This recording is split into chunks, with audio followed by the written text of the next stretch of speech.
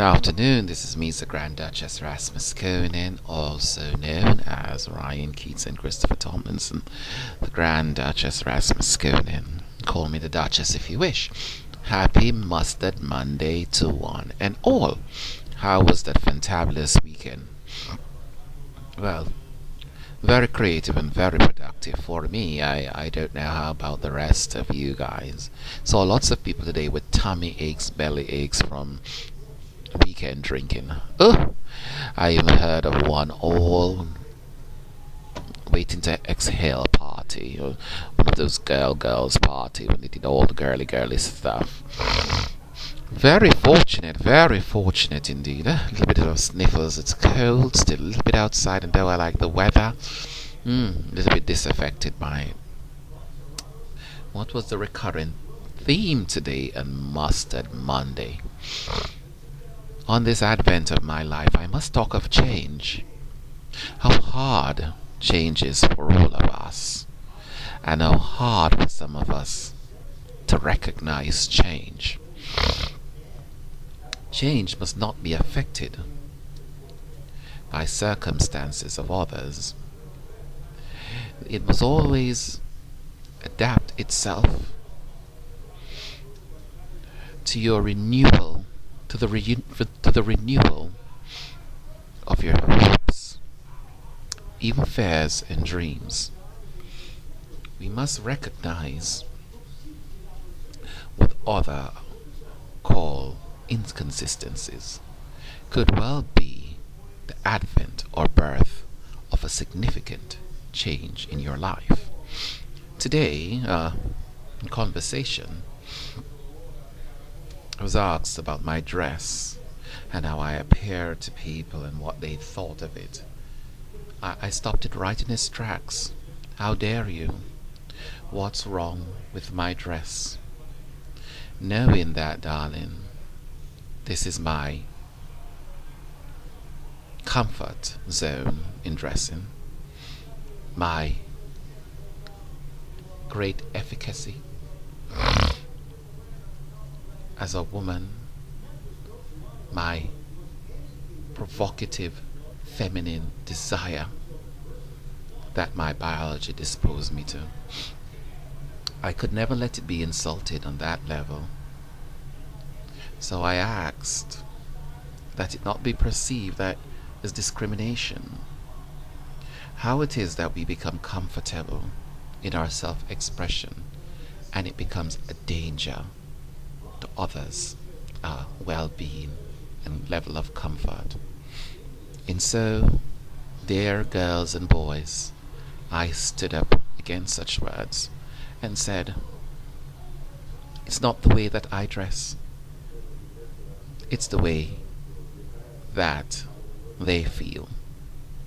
For I am in my change, unable to suffocate the best part of my character, can no longer stifle under the burdensome and somewhat cumbersome tyranny of their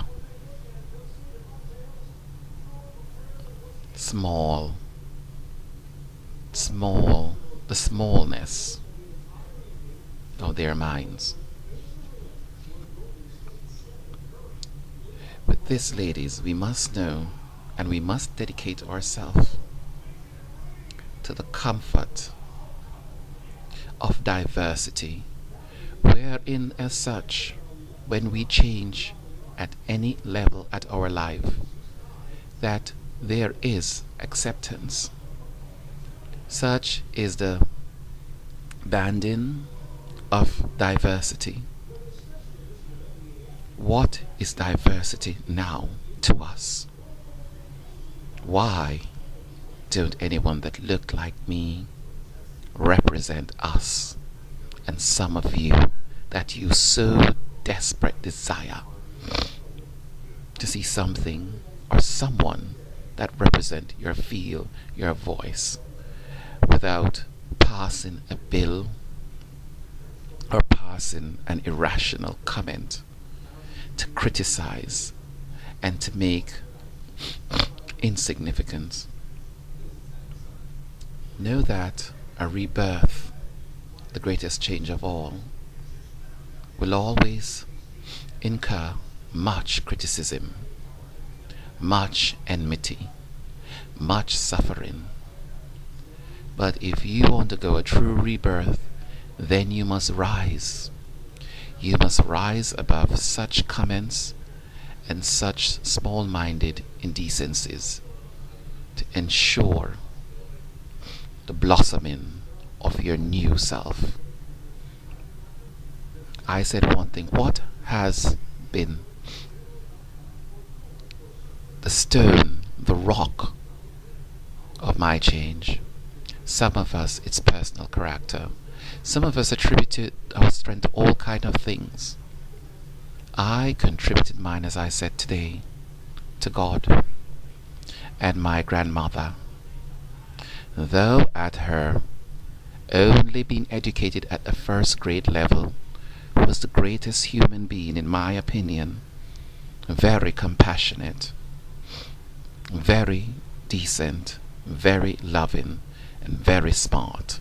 Taught me math to a third grade level because of her willingness to learn. And with that change, we must adopt.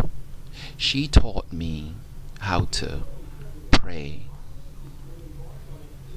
despite all the teasing and from all the other children in the family and so forth, and the little girl and little girly boy, whatever it was.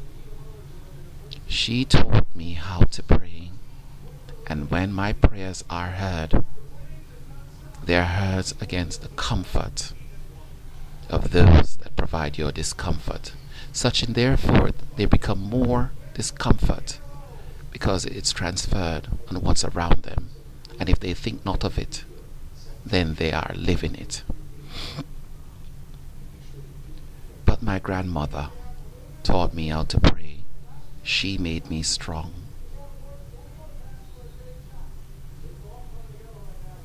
She taught me how to beckon in lonesome times. But happy I was when I was homeless and living under the sky. Happy with a resourceful family. Happy I was.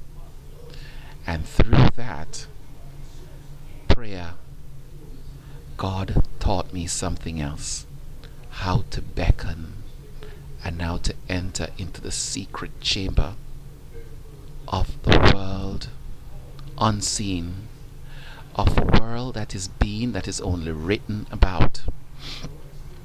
Yes, we call the Bible Fear the Father, but I have lived the experience of some of the world, the Word made into flesh. And such is my change, that when I'm attacked on a daily basis, or a scene is opposite to somebody else, I understand their lack of progressiveness for freedom, for change, and for individuality. But in any change, we must stand strong in our beliefs and the persecution of them, and pray whatever it is to our character, that we are strong and strong in our commitment to the advent of our change, realizing that change is not recognized. Realize that after everything has happened and suddenly you're no longer in their midst, they're seated with their illnesses, their disease, and the wrongs they did you still. Unless not you are comforted by anyone. And who are they to comfort you? Because they cannot. You do not belong.